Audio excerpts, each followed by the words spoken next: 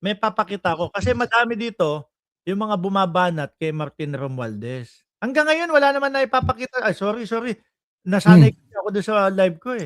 Hanggang ngayon wala pa din naman naipapakita na ebidensya versus Martin Romualdez, eh, 'di ba? Mm.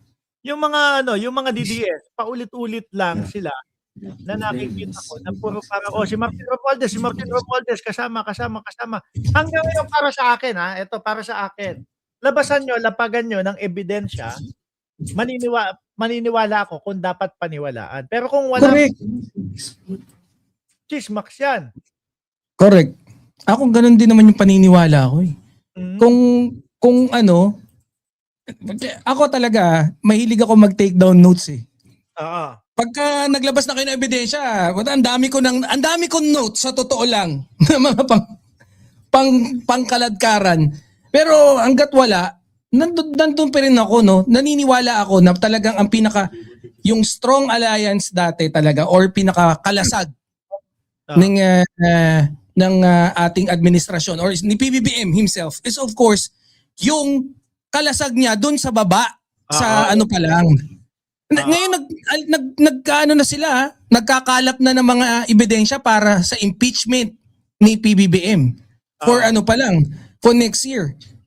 Biruin mo, ganyan ka animal kasi syempre automatic naman pag natibag mo na yung kalasag, yung panangga, yung pader na humaharang, mas madali ka nang tumarget, di ba? Ngayon nung nawala sa eksena si Speaker Martin, ay tama yung mga banat, rekta-rekta na.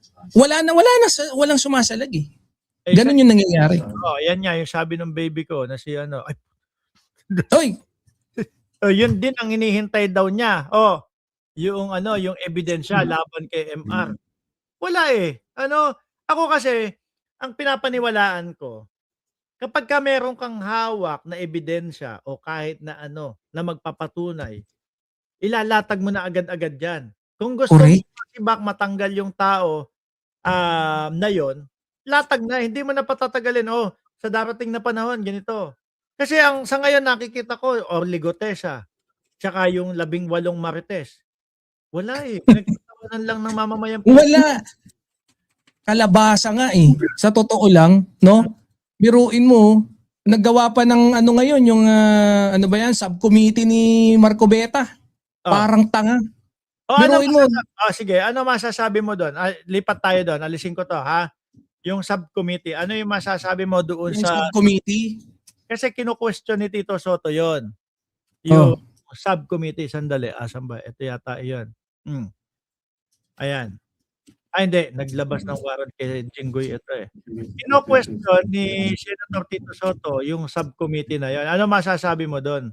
Yata yun. Ako, no, kasi yung mga concern ng mga analyst dyan, no, yung sa issue na eventually, alam mo yung naging mas malaki na kaysa sa flood control investigation, parang ganun, yung hindi ko alam kung bakit no?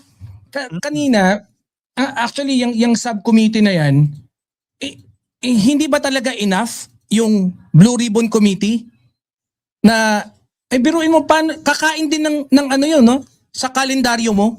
Di ba syempre yung sa calendar for you to be able to block a particular time, kailangan talaga ng real estate dun sa calendars mo. Kagaya niyan, Monday, Tuesday, Wednesday na yung sa impeachment.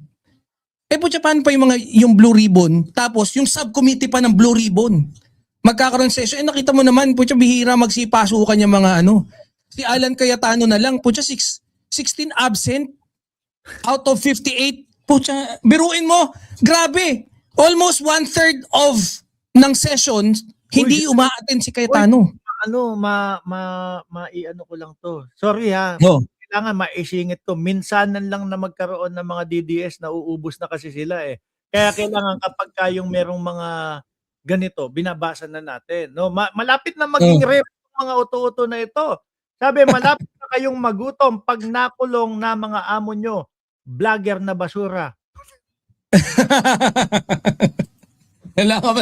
Basura pala tayo eh.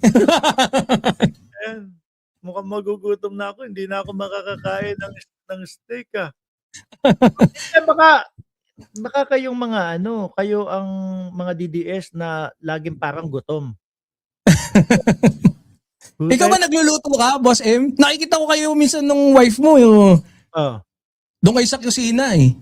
Nagluluto-luto ba kayo? O tapos mako pa-wine-wine lang kayo yata.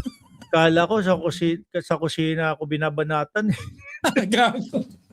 Hindi, Ah, siguro ang luto namin, oh. ewan ko. Madalas ano, eh, madalas kain kami sa labas, eh. Madalas, Ah, yun kagaya niya kapagka medyo no budget, $50, $60 na restaurant, kain sa labas kaming tatlo, ayun. hindi, yun naman yung convenient sa mga nasa ibang bansa eh. Yung Oo, affordability or yung anong tawag ba doon? Yung sa power mo ng pagbili, yung oo. purchasing power ng mga taga ibang bansa. Ganon din ako eh. Kumaga twice a month nakakalabas ng ano. Kahit no ilan taon ka ilan nung election ba bago maging presidente si PBBM nandiyan ka na sa Cayman Island? Ano, 2011 nandito na ako, eh.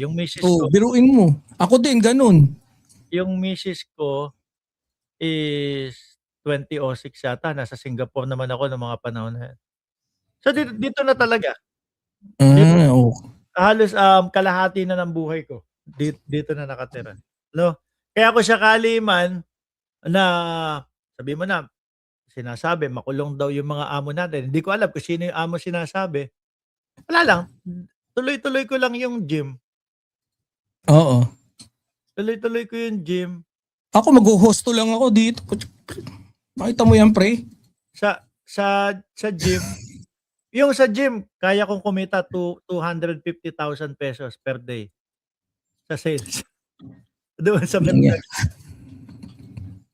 ayun. Oh, Oh. yeah, hindi maano ko lang, baka hindi alam nung iba, eh. Kasi Ah, pa, hindi ka kasya sa maleta pala yun, pre. Pato at sa hindi naman simpleng laging maleta. gano'n, hindi naman laging gano'n. Siguro ang pinakamababa na sales per day 50,000 o ano, kung kinonvert ko lang sa peso, ano, pinakamababa na sales per day, 50, 70 ganyan. So, Ay, ganda ng gym mo, pre, Ganda, oo, iniisip ko nga maglagay sa Pilipinas.